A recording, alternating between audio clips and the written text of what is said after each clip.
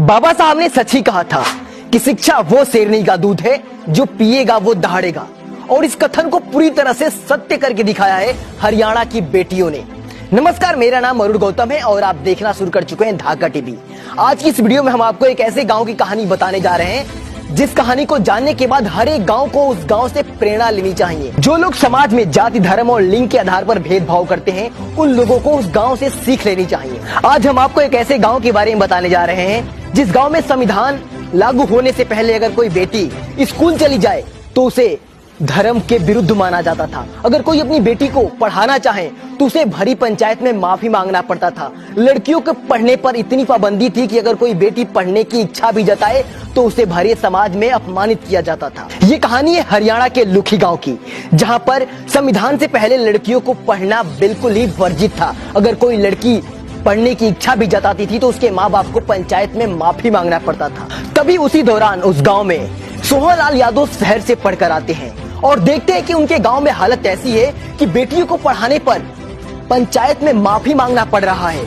महिलाओं को पढ़ना धर्म के विरुद्ध माना जा रहा है। जैसे ही वो अपने गांव में आते हैं और अपने गांव के हालात को जानते हैं कि हमारे गांव में आज भी लोग वर्ण व्यवस्था, मनुवाद, पाखंडवाद, अंधविश्वास की बेड़ियों में जकड़े हुए हैं, तो उनके मन में एक लालसा उत्पन्न होती है कि क्यों ना अपने गांव को मैं बदलूं और अपने गांव के अंधविश्वास, पाखंडवाद को दूर करूं।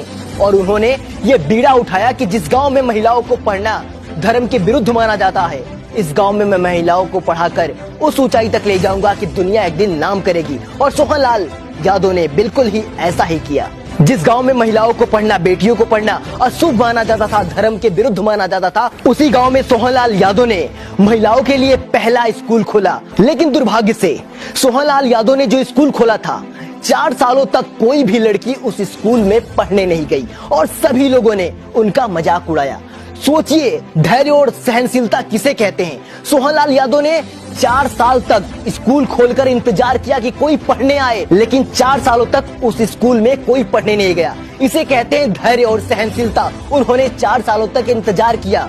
बाद में उन्होंने अपने घर की ही लड़कियों को पढ़ाना शुरू किया और धीरे धीरे ये देखते देखते गांव का एक बहुत ही बड़ा जमावड़ा उस स्कूल में आकर शामिल हो गया। ये तो थी कल की बात, लेकिन सोहनलाल यादव के अथक प्रयास से आज उस गांव की हालत ऐसी हो गई है जिसका डंका पूरी दुनिया में बज रहा है। सोहनलाल यादव ने जो सपना देखा था समता मूलक समाज बनाने का, सोहनलाल यादव ने जो सपना देखा था अपने गांव की लड़कियों को शिक्षा देने का, वो सपना बिल्कुल ही सत्य हो चुका है।